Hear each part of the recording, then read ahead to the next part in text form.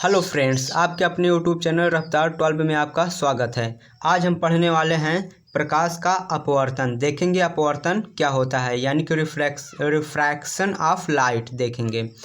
तो देखिए, इस वीडियो में हम प्रकाश का अपवर्तन देखेंगे। प्रकाश के अपवर्तन के कितने नियम होते हैं उसको भी हम समझेंगे।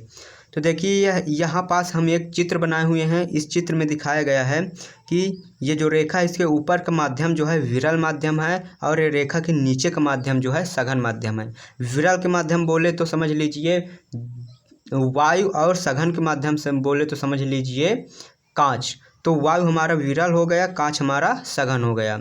तो देखिए, जब प्रकाश की किरण किसी एक माध्यम से दूसरे माध्यम में जाती है तो वह अपने मार्ग से विचलित हो जाती है। तो देखिए, इसको जाना चाहिए इस तरफ, मगर ये विचलित हो गई इस तरफ। समझ लीजिए प्रकाश की किरण जा रही यहाँ पास, आपतित हुई, आपतित होने के बाद ये अपवर्तित होगी, तो या इसको इस तरफ जाना चाहिए, तो ये इस तरफ हो गई। ठीक है, इस तरफ क्या हो गई, टेढ़ी हो गई। तो हम इसको कह सकते हैं कि जब प्रकाश की किरण एक माध्यम से दूसरे माध्यम में जाती है तो वह अपने मार्ग से विचलित हो जाती है। इस घटना को ही हम प्रकाश का अपवर्तन कहते हैं। तो देखते हैं अपवर्तन के परिभाषा। तो यहाँ पास हम अपवर्तन का परिभाषा लिखे हुए हैं कि जब प्रकाश की किरण एक माध्यम से दूसरे माध्यम में जाती है तो वह अपने मार्ग से विचलित हो जाती है। इस घटना को हम प्रकाश का अपवर्तन कहते हैं, यानी कि रिफ्रैक्शन ऑफ लाइट कहते हैं। तो चित्र में थोड़ा देख लीजिए कि ये हमारी आपतित किरण हो गई और ये हमारी अपवर्तित किरण हो गई। अगर देखा जाए तो अभिलंब और आपतित किरण के बीच एक कोण बन रहा है जिसे हम आई से प्रदर्शित किए हुए हैं। तो ये हमारा आपतन कोण कहलाता है। आई जो होता है हमारा आपतन कोण कहलाता है। अगर आपतन कोण की परिभाषा देखें तो अभिलंब और आपतित किरण के बीच बना कोण हमारा आपतन कोण कहते हैं, इसे आई से प्रदर्शित करते हैं। और अभिलंब और अपवर्तित किरण के बीच बना कोण होता है जो उसे हम अपवर्तन कोण कहते हैं।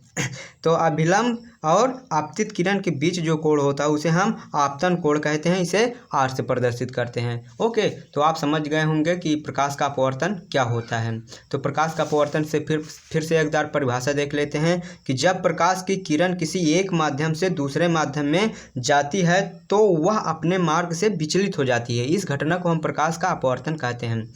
अब देखते हैं कि अपवर्तन के कितने नियम होते हैं। तो देखते हैं अपवर्तन के नियम।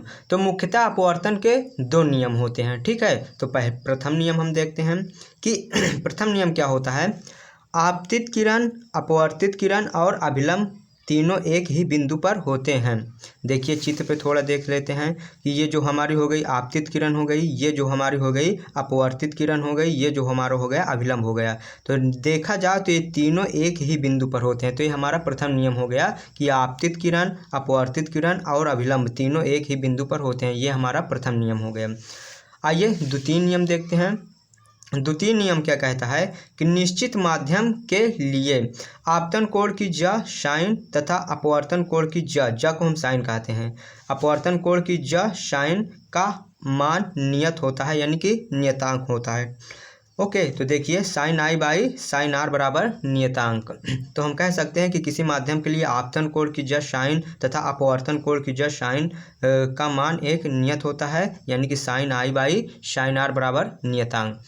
सबसे इम्पोर्टेंट क्वेश्चन ये आता है कि स्नेल का नियम किसे कहते हैं। तो अपवर्तन के द्वितीय नियम को ही हम स्नेल का नियम कहते हैं।